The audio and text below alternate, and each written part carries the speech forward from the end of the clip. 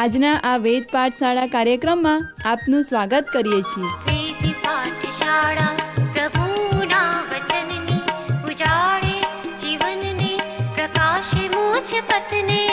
વેદ પાઠશાળા પ્રભુના વચનની ઉજાળે જીવનને પ્રકાશે મોજ પથને. વેદ પાઠશાળા. વાલા ભાઈ બહેનો, આ કાર્યક્રમમાં આપને ફરીથી મળતા ખૂબ આનંદ થાય છે. દિવસભરના સખત પરિશ્રમ પછી અમારો કાર્યક્રમ સાંભળવાથી આપને શારીરિક અને આત્મિક તાજગી પ્રાપ્ત થશે. તો વિલંબ ન કરતા ચાલો ઈશ્વરના વચનમાં આગળ વધીએ, પ્રભુના સેવકને ધ્યાનથી સાંભળીએ. પ્રિય મિત્ર, આજના આપણા આ વેદ પાઠશાળા નામક કાર્યક્રમમાં આપને મળતા મને ખૂબ આનંદ થાય છે. સમગ્ર પવિત્ર શાસ્ત્રના મોજણીનો આ કાર્યક્રમનો એક ભાગ છે. સમગ્ર બાઇબલની ઓળખ અને ઝલક આપવાનો આ મોજણી દ્વારા પ્રયાસ કરવામાં આવે છે. બાઇબલની મોજણીને તમે બાઇબલનો એક દૂરબીન જેવો અભિગમ કહી શકાય, કારણ કે આ મોજણી એ બાઇબલનું એક મોટું ચિત્ર આપણને આપે છે. પવિત્ર શાસ્ત્ર મોજણીના આ અભ્યાસની સાથે બાઇબલના પુસ્તકોનો દરેક કલમોનો અભ્યાસ પણ કરી શકાય છે. વળી લગ્ન, કુટુંબ અને ઈસુનું શિક્ષણ વગેરે અભ્યાસક્રમ પણ ત્યાર પછી કરી શકાય. પરિચય કરાવનાર અભ્યાસક્રમનો આ એક ભાગ છે. આ સર્વેક્ષણ અભ્યાસક્રમમાં મેં 5 નિયમશાસ્ત્રના પુસ્તકો, 12 ઐતિહાસિક પુસ્તકોનો અને 5 કાવ્યમય પુસ્તકોનો અભ્યાસ કરાવ્યો છે. હવે આપણે જૂના કરારના 17 પ્રબોધકોને લગતા પુસ્તકો છે તેમનું સર્વેક્ષણ કરીશું. જ્યારે આપણે પ્રબોધકોના પુસ્તકના સર્વેક્ષણની શરૂઆત કરીએ છીએ ત્યારે સૌપ્રથમ જે પ્રબોધક આપણી નજર સમક્ષ આવે તે મોટા પ્રબોધકો છે. તેનું નામ યશાયા છે. પ્રબોધકોને 2 ભાગોમાં વહેંચવામાં આવે છે, મોટા પ્રબોધકો અને નાના પ્રબોધકો. તેનો અર્થ એ નથી કે મોટા પ્રબોધકો નાના પ્રબોધકો કરતાં ચઢિયાતા હતા, પરંતુ મોટા પ્રબોધકોએ વધારે લખાણ લખ્યું અને નાના પ્રબોધકોએ થોડું લખાણ લખ્યું. એનો અર્થ એ થઈ શકે નાના પ્રબોધકો એ વધારે સારા પ્રબોધકો હતા અથવા તો સારા ઉપદેશકો હતા, કારણ કે તેઓ તેમનો સંદેશો વધારે સરળ રીતે આપી શકતા હતા. જ્યારે આપણે મોટા અને નાના પ્રબોધકો વિશે વિચારીએ છીએ ત્યારે તેઓના સૌથી મોટા પ્રબોધક યશાયા છે, કારણ કે પ્રબોધકોના પુસ્તકોમાં યશાયાનું પુસ્તક સૌથી મોટું પુસ્તક છે. તેમાં 66 અધ્યાયો આવેલા છે. જ્યારે આપણે યશાયાનું જીવન અને તેના પ્રબોધકની વિશે મોજણી કરીશું ત્યારે પ્રબોધકની એક સરસ વ્યાખ્યા આપણે આપી શકીએ. આપણા છેલ્લા અભ્યાસમાં મેં પ્રબોધકની રૂપરેખા તમારી સમક્ષ મૂકી હતી.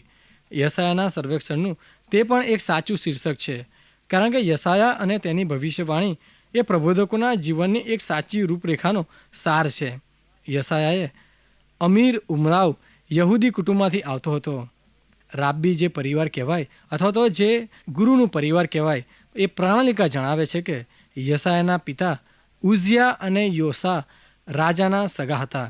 તેનો અર્થ એ થાય કે યશાયા એ રાજમહેલ તથા રાજાઓની હાજરીમાં મોટો થયો હતો. તેના માટે તે ઘર હતું. યશાયાએ ઘણા રાજાઓને ધ્યાનમાં અથવા તેમની સેવાઓ કરી હશે. તેથી તેની પાશ્ચાત્ય ભૂમિકા એ ઈશ્વરે તેને જે સેવા માટે બોલાવ્યો હતો તે માટે એક સારી તૈયારી હતી. પ્રિય મિત્ર, જે ઐતિહાસિક સમય દરમિયાન પ્રબોધકો જીવ્યા અને સેવા કરી, ઈસવીસન પૂર્વે 800 થી 200, તે સમય દરમિયાન ઘણી મહાસત્તાઓ હતી. બાબેલના લોકોએ આસુર પર જીત મેળવ્યા બાદ ઈરાનના લોકોએ બાબેલના લોકો પર જીત મેળવી અને ત્યારબાદ ગ્રીક લોકોએ ઈરાન પર જીત મેળવી. આસુરના લોકો જ્યારે મહાસત્તા પર હતા ત્યારે તે સમય દરમિયાન યશાયા જીવતા હતા. તે જાણવું બહુ મહત્વનું છે. ઉત્તરના રાજ્ય પર આસુરે હુમલો કર્યો તે પહેલાં યશાયા જીવતા હતા અને આસુરે ઉત્તરના રાજ્યની રાજધાની હતી. સમારિયા પર જીત મેળવી.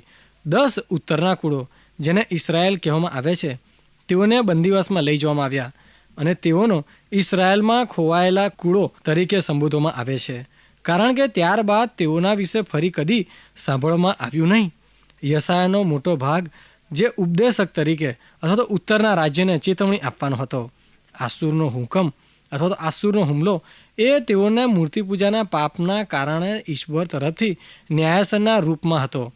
ઉત્તરના રાજ્ય પર આસુરે હુમલો કર્યા બાદ તેઓ પર જીત મેળવી ઇસરાયેલના ઉત્તરના 10 કુળોનો દેશ નિકાલ કર્યો અને ત્યારબાદ આસુર દક્ષિણ તરફ વળ્યો અને દક્ષિણના રાજ્ય પર હુમલો કર્યો. યહુદાના 46 કિલ્લેવત શહેરો પર તેઓએ જીત મેળવી. આસુરનું સૈન્ય યરૂશાલેમના દરવાજા સુધી પહોંચી ગયું અને 2 લાખ લોકોને આસુરમાં બંદીવાસ તરીકે કબજે કર્યા. જો આસુરે યરૂશાલેમને કબજો કર્યો ન હોત અથવા તો આસુરે યરૂશાલેમ પર જીત મેળવી હોત તો ઉત્તર અને દક્ષિણના બંને રાજ્યો આસુર દ્વારા બંદીવાસમાં ભૂલાઈ ગયા હોત. જોકે જ્યારે આસુરના સૈન્યોએ યરૂશાલેમના દરવાજા પાસે પહોંચ્યું ત્યારે યશાયાની પ્રબોધક તરીકે ઉજળી તકો અથવા તો ઘડીઓ હતી. દક્ષિણના યહુદાના રાજ્યને રાજા ઇતિહાસના આ સમય દરમિયાન હજકિયા નામે એક સારો રાજા હતા. તે એક આત્મિક માણસ હતો અને મહાન પ્રાર્થનાનો યોદ્ધો હતો. ગીતશાસ્ત્રમાંના 10 ગીતો તેમણે લખ્યા હતા. જ્યારે આસુરના લોકો યરૂશાલેમના દરવાજે પહોંચ્યા ત્યારે તેના સેનાપતિએ શહેરનું રક્ષણ કરનારાઓનું અપમાન કરતી ચીસો પાડી. તે બાબત મને ગોલિયાથની યાદ દેવડાવે છે કે જ્યારે ગોલિયાથે યહૂદી લોકોનું અપમાન કર્યું અને દાઉદે તેની વિરુદ્ધ લડાઈ કરી. દાઉદે ગોલિયાથને જે કહ્યું તે શું તમને યાદ છે? કોઈક વ્યક્તિએ તેને તેના હકોનું ભાન કરાવવું જોઈએ કારણ કે તેણે જીવતા ઈશ્વરનું અપમાન કર્યું છે. જ્યારે આ આસુરના સેનાપતિએ તેઓનું અપમાન કરતા ચીસો પાડીને યહુદાના લોકોને શરણે આવવા પડકાર આપ્યો ત્યારે તેણે યહૂદિયાના રાજાને એક પત્ર મોકલ્યો. તેમાં તેણે જણાવ્યું પેલા ઉત્તરના રાજ્યોને તેમના ઈશ્વરમાં ભરોસો મૂક્યો અને તેમનું કંઈ ભલું થયું નહીં. તેઓ સર્વનાશ પામ્યા અથવા આસુરમાં છે તે તમારે પણ ભૂલી નહીં કરી શકાય. હજકિયા તે પત્ર લઈને મંદિરમાં ગયો અને યહોવાની એટલે કે ઈશ્વરની આગળ પત્ર ખુલ્લો કરીને કહ્યું, હે પ્રભુ, અહીંયા તારું અપમાન કરવામાં આવે છે. અહીંયા આખી બાબત છે. જ્યારે હિજકિયા રાજા તેના લોકોના જીવન માટે કાલકૂદી કરતો હતો ત્યારે યશાયાને પ્રકટીકરણ થયું.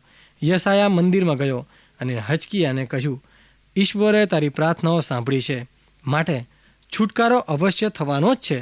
યશાયાએ હિજકિયાને કહ્યું કે આસુરના સૈન્યને એક સંદેશો મળશે કે જેમાં તેઓને જણાવવામાં આવશે કે વતનમાં તેમની જરૂર છે અને સેનાપતિ તેની ટોળકીને લઈને વતનમાં પાછો જશે અને જ્યારે તે ત્યાં પહોંચશે ત્યારે તેને મારી નાખવામાં આવશે.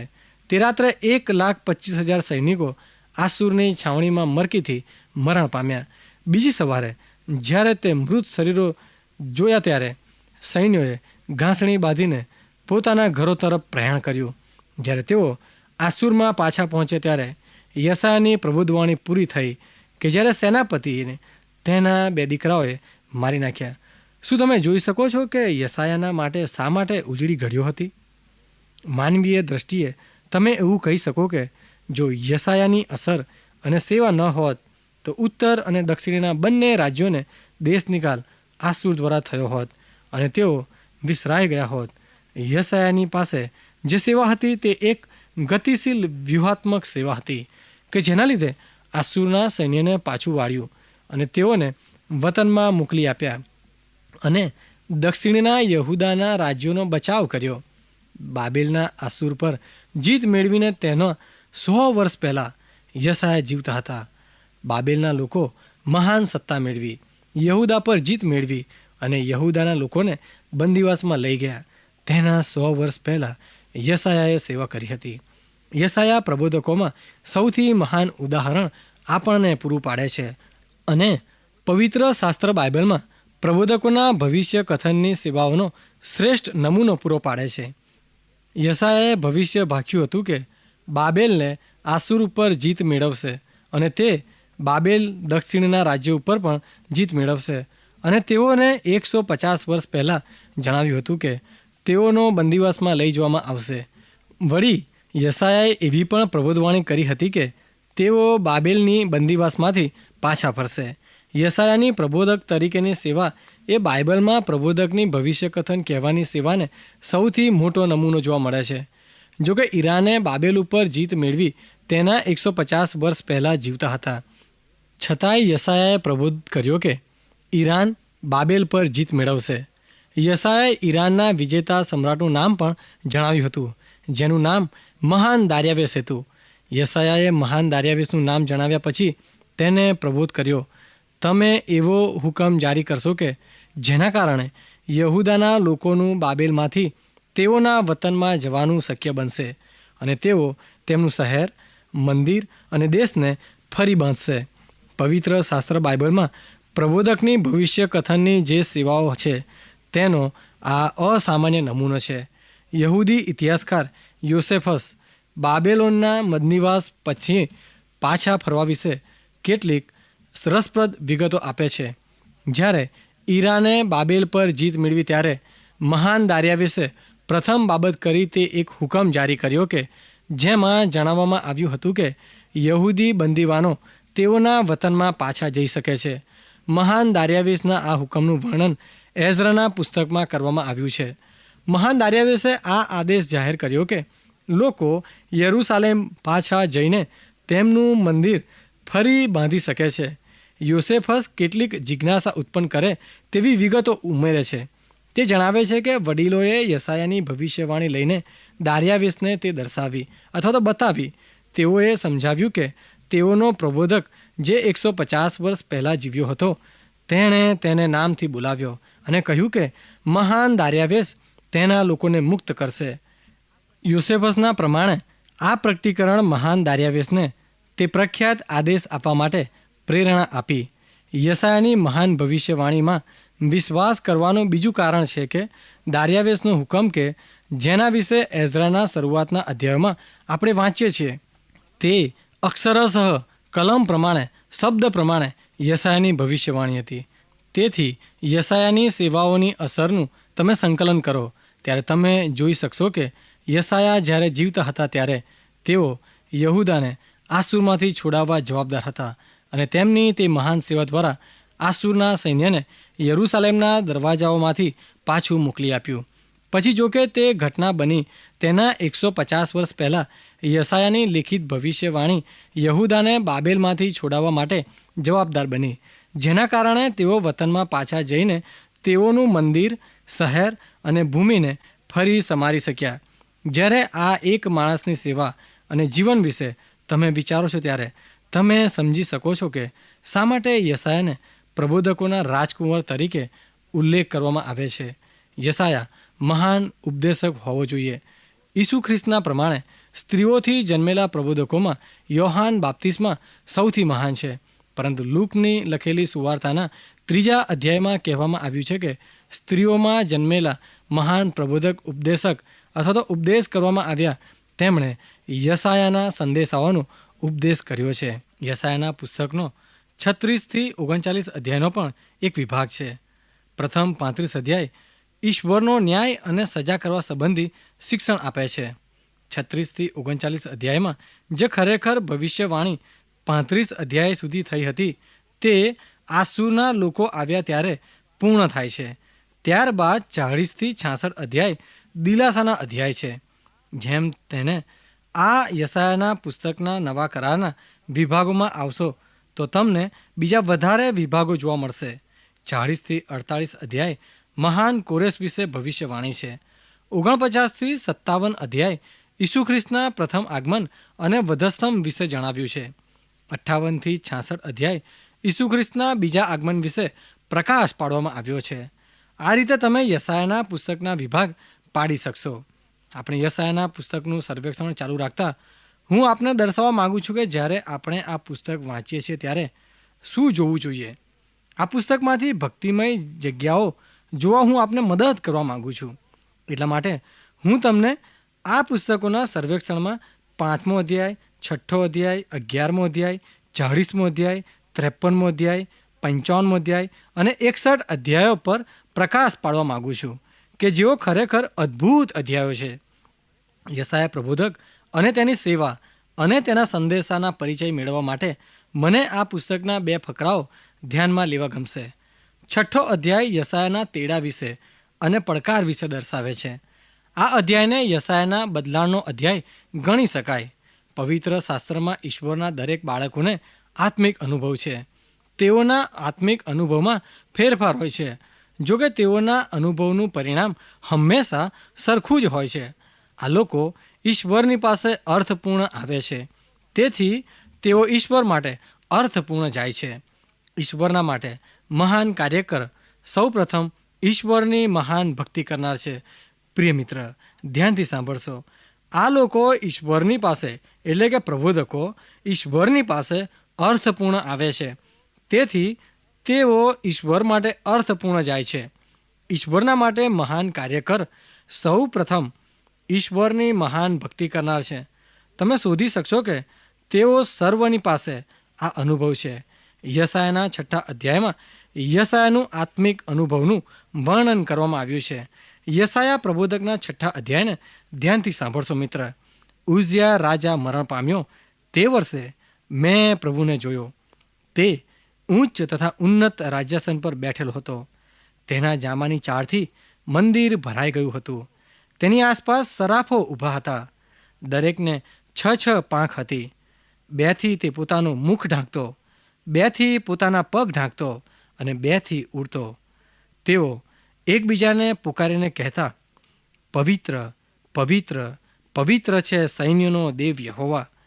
આખી પૃથ્વી તેના ગૌરવથી ભરપૂર છે. પુકારનારની વાણીથી ઉંબરાના પાયા હાલ્યા અને મંદિર ધુમાડાથી ભરાઈ ગયું. ત્યારે મેં કહ્યું, અફસોસ છે મને, મારું આવી બન્યું છે, કારણ કે હું અશુદ્ધ હોઠોનો માણસ છું ને અશુદ્ધ હોઠોના લોકોમાં રહું છું. કેમ કે મારી આંખોએ રાજાને એટલે સૈન્યોના દેવ યહોવાને જોયો છે. પછી સરાફોમાંનો એક વેદી પરથી ચીપિયા વડે લીધેલો અંગાર હાથમાં રાખી મારી પાસે ઉડી આવ્યો.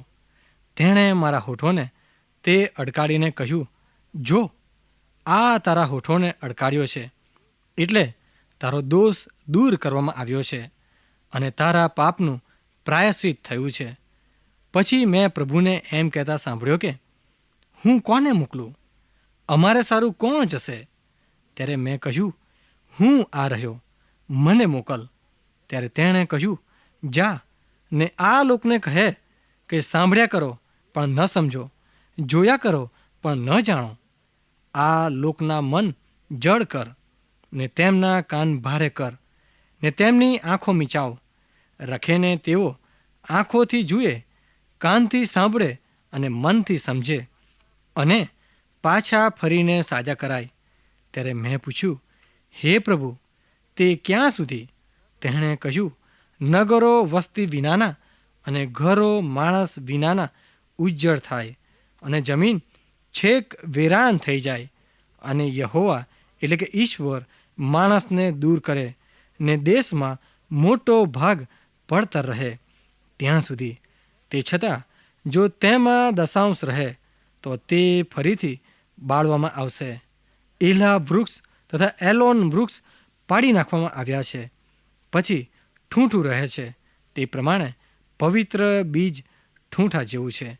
પ્રિય મિત્ર, આ તો યશાયા પ્રબોધકના પુસ્તકનો 6 અધ્યાય હતો. હવે આ તો યશાયાનો આત્મિક અનુભવ હતો.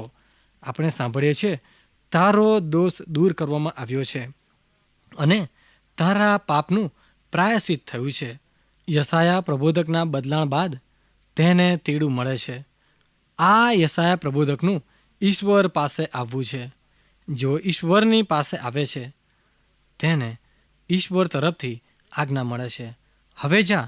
જ્યારે અર્થપૂર્ણ ઈશ્વરની પાસે આવવાનું છે ત્યારે હંમેશા જવાનું છે. આપણે યશાયા પ્રબોધક ઈશ્વરની આજ્ઞા સાંભળી પ્રદર્શિત કરતા સાંભળીએ છીએ, હું આ રહ્યો, મને મોકલ. આ પદ્ધતિ શાસ્ત્રમાં ઉચ્ચારવામાં આવી છે. જેમ તમે જૂનો કરાર વાંચશો તેમ તમને ઈશ્વરના લોકોના અનુભવની રીત જોવા મળશે. અનુભવની વિગતો અગત્યની નથી, પણ અનુભવનું પરિણામ એ અગત્યનું છે. તેમના અનુભવની વિગતો મહાન છે.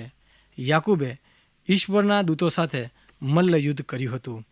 ઈશ્વરે મૂસાની સાથે બળતા ઝાડવાએ વાત કરી હતી. અય્યુબ વંટોળિયા મારફતે ઈશ્વર સાથે વાત કરે છે. યશાયા મંદિરમાં છે કારણ કે તે પ્રબોધક છે. તેઓના આત્મિક અનુભવની વિગતો જુદી જુદી છે. યશાયા જ્યારે મંદિરમાં ઈશ્વરની આરાધના કરતો હતો ત્યારે પાયા હાલ્યા અને મંદિર ધુમાડાથી ભરાઈ ગયું. આ યશાયા પ્રબોધકનો અનુભવ હતો. જ્યારે તેણે ઈશ્વરને જોયા, એ યશાયા કહે છે, મારી આંખોએ રાજાને એટલે સૈન્યોના દેવ યહોવાને એટલે કે ઈશ્વરને જોયો છે. આ ઈશ્વરના લોકોના અનુભવની વિગતો જુદી જુદી હોય છે, પરંતુ તેઓનું પરિણામ સરખું જોવા મળે છે. જ્યારે આ માણસોને ઈશ્વરનું દર્શન થાય છે, પ્રકટીકરણ મળે છે, ત્યારે તેઓ કહે છે કે મેં ઈશ્વરને જોયા છે, પણ તેઓ ઈશ્વરની ભવ્યતા અને પવિત્રતા વિશે શબ્દો મેળવી શકતા નથી. તેઓ પોતાની પાપી જાતને પ્રદર્શિત કરવા પણ શબ્દો મેળવી શકતા નથી. જ્યારે ઈશ્વર તેમને તેમના હૃદયમાં જોવાનું કહે છે ત્યારે, પ્રિય મિત્ર, ઈશ્વર દરેકને કહે છે અંદર જુઓ, ઉપર જુઓ અને પછી આજુબાજુ જુઓ અને ત્યારબાદ તમે જઈ શકો છો. ઈશ્વરના બાળકોને અનુભવ થાય છે ત્યારે આ રીત જોવા મળે છે. ઈશ્વર સાથે અનુભવને લીધે પરિણામ આવે છે. ઈશ્વર સાથેની વાતચીતને લીધે પરિણામ ઉપસ્થિત થાય છે. તેઓ પોતે દર્શન મેળવે છે. તેઓને ઈશ્વરનું દર્શન મળે છે અને જગત માટે ઈશ્વર તરફથી દર્શન મેળવે છે. તેઓ જાય છે અને પોતાની જાતને ઈશ્વર માટે હોમી દે છે. જ્યારે તેઓ અંદર જુએ છે ત્યારે તેઓ બધા જ સહમત થાય છે. અય્યુબે અંદર જોયા પહેલાં તે કહે છે, હું ન્યાયી છું, હું જાણું છું કે હું ન્યાયી છું. જોકે જ્યારે ઈશ્વરે અય્યુબને અંદર જોવાનું કહે છે અને ઈશ્વર અય્યુબને દર્શન આપે છે, ત્યારે અય્યુબ કહે છે, મેં મારા કાનથી તારા વિશે સાંભળ્યું છે, પણ હવે હું તને પ્રત્યક્ષ જોઉં છું. તેથી હું મારી જાતથી કંટાળું છું અને ધૂળ તથા રાખમાં બેસીને પશ્ચાતાપ કરું છું, એટલે કે પસ્તાવો કરું છું. આ રસપ્રદ નથી કે યશાયા પણ આવી જ બાબત કરે છે. યશાયા કહે છે કે અફસોસ છે મને, મારું આવી બન્યું છે, કારણ કે હું અશુદ્ધ હોઠોનો માણસ છું ને અશુદ્ધ હોઠોના લોકોમાં રહું છું. શા માટે તેઓ બધા જ અંદર જુએ છે અને ત્યારે સંમત થાય છે કે તેઓ પાપી છે? શા માટે તેઓ સંમત થાય છે કે ઈશ્વર પવિત્ર છે અને તે પ્રદર્શિત કરવા શબ્દો તેમને મળતા નથી? યશાયા પ્રબોધકનો અનુભવ આ રીતે જોઈ શકાય. સૌ પ્રથમ યશાયાના ઈશ્વર સાથેના અનુભવને લીધે આપણે પશ્ચાતાપ જોઈએ છીએ, એટલે કે પસ્તાવો જોઈએ છે. તે કહે છે, હું પાપી હોઠોનો માનવી છું. પછી આપણે જોઈએ છે તેને શુદ્ધ કરવામાં આવે છે. આ તેના પશ્ચાતાપનું પરિણામ છે. તારો દોષ દૂર કરવામાં આવ્યો છે. ત્યારબાદ તેડું છે, હું કોને મોકલું? અમારે સારું કોણ જશે? ત્યારબાદ આપણે સમર્પણ જોઈએ છે. પ્રભુ, હું આ રહ્યો, મને મોકલો. પછી તેને આજ્ઞા આપવામાં આવે છે, જા ને આ લોકોને કહે. યશાયા મહાન સંદેશાવાહક હતો. જો કે ઈશ્વર તેને સમજાવવા માગતા હતા અને ઈશ્વરે તેને સમજાવ્યું કે યશાયા, તારું સાંભળનાર કોઈ નહીં હોય. તમે વિચારો કે યશાયા મહાન સંદેશાવાહક હોવા છતાં તેનું સાંભળનાર કોઈ નહોતું. શું આ કઠણ નથી? વારું, આ તો યશાયાને કરવાની આજ્ઞા આપવામાં આવી હતી. યશાયાને આ આજ્ઞા આપવામાં આવી ત્યારે તેણે કહ્યું કે પ્રભુ, તે ક્યાં સુધી? યશાયાનો કહેવાનો અર્થ આવો નથી કે શા માટે તું મને મોકલે છે. અને ઈશ્વરે કહ્યું, નગરો વસ્તી વિનાના અને ઘરો માણસ વિનાના ઉજ્જડ થાય અને જમીન છેક વિરાન થઈ જાય ત્યાં સુધી. યશાયાની આજ્ઞા આપણા માટે નમૂનારૂપ છે. જ્યારે આપણે યશાયાને મળીએ છીએ ત્યારે સુંદર અને સુંદર માણસ કે જે ઈશ્વરને માટે સમર્પિત છે.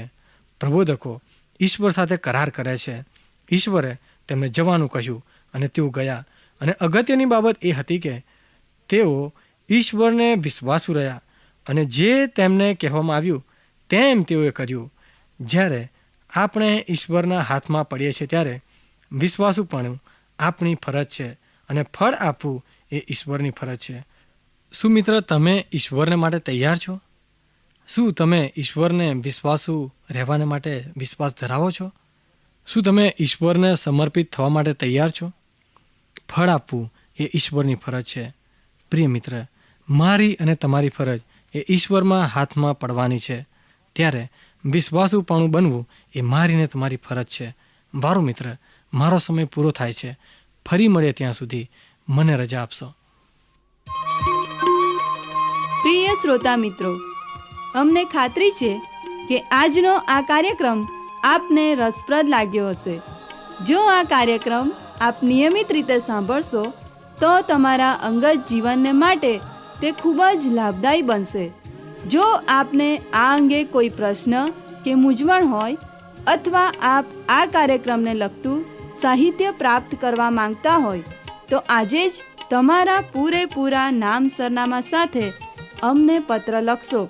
અમારું સરનામું છે કાર્યક્રમ Ved Pathshala, Vishwavani, post box number 2036, Fatehganj, Vadodara 390002. ધન્યવાદ.